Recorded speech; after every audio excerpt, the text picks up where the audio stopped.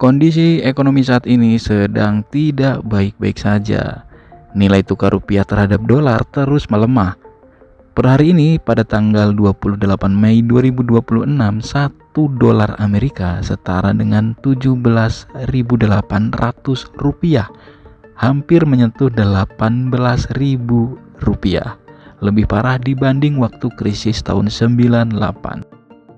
Tentu ada banyak faktor yang mempengaruhi kenapa rupiah bisa terus melemah. Mulai dari kondisi geopolitik yang tidak stabil, adanya konflik Amerika dan Iran yang membuat blokade jalur distribusi minyak global membuat harga minyak dunia naik, hingga kebijakan dalam negeri baik fiskal maupun moneter. Kondisi ekonomi yang lesu memicu kekhawatiran bagi banyak pelaku usaha. Salah satunya usaha transportasi bis. Bagaimana tidak, sektor ini sangat bergantung pada biaya operasional yang banyak terkait impor atau harga global, yang notabene dalam transaksinya menggunakan mata uang dolar. Kita akan breakdown dampaknya bagi usaha transportasi bis mulai dari bagian hulunya dulu. Sasis bis yang didatangkan secara CBU atau impor secara utuh tentunya akan mengalami kenaikan harga.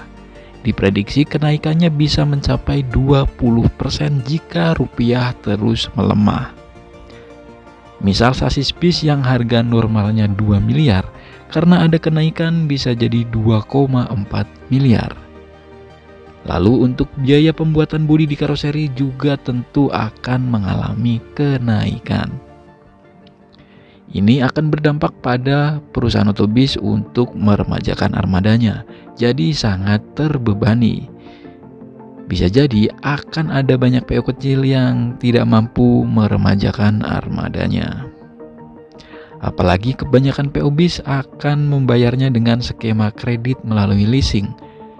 Jika kebijakan moneter dari Bank Indonesia yang diambil adalah menaikkan suku bunga untuk memperkuat rupiah, maka yang terjadi bunga cicilan juga akan naik.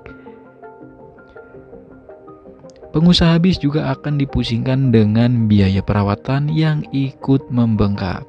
Harga spare part seperti komponen mesin, ban, oli, dan lain-lain jelas akan naik, karena kebanyakan juga impor dari luar. Pengusaha bis mungkin masih bisa sedikit bernafas karena harga minyak atau solar subsidi belum mengalami kenaikan. Namun tidak ada jaminan yang pasti di tengah kondisi seperti ini.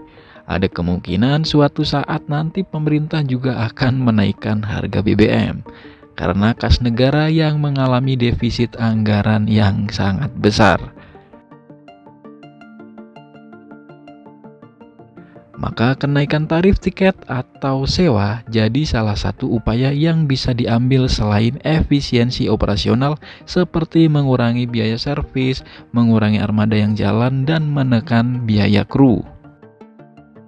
Namun sayangnya sektor usaha ini juga sangat bergantung pada daya beli atau kemampuan bayar masyarakat. Di tengah krisis, masyarakat akan cenderung menghemat pengeluaran. Jelas ini akan menjadi pukulan yang mengguncang stabilitas operasional perusahaan otobis, di mana pendapatan mengecil namun biaya operasional malah membengkak. PO besar ternama mungkin bisa bertahan karena biasanya punya cadangan kas, punya bengkel sendiri, hingga sudah punya fondasi finansial yang kuat. Sedangkan PO kecil jadi yang paling rentan mengalami kebangkrutan. Karena margin mereka yang kecil tidak lagi bisa untuk memutar keuangan dengan beban biaya yang harus dikeluarkan untuk membayar angsuran leasing, perawatan armada, gaji kru, bayar pajak kendaraan, dan biaya operasional lainnya. Ya, semoga para pengusaha bis di Indonesia diberikan kekuatan untuk melewati goncangan ekonomi ini. Jadi ingat, dulu waktu 98 juga banyak perusahaan otobis yang berjuang berdarah-darah untuk bisa survive.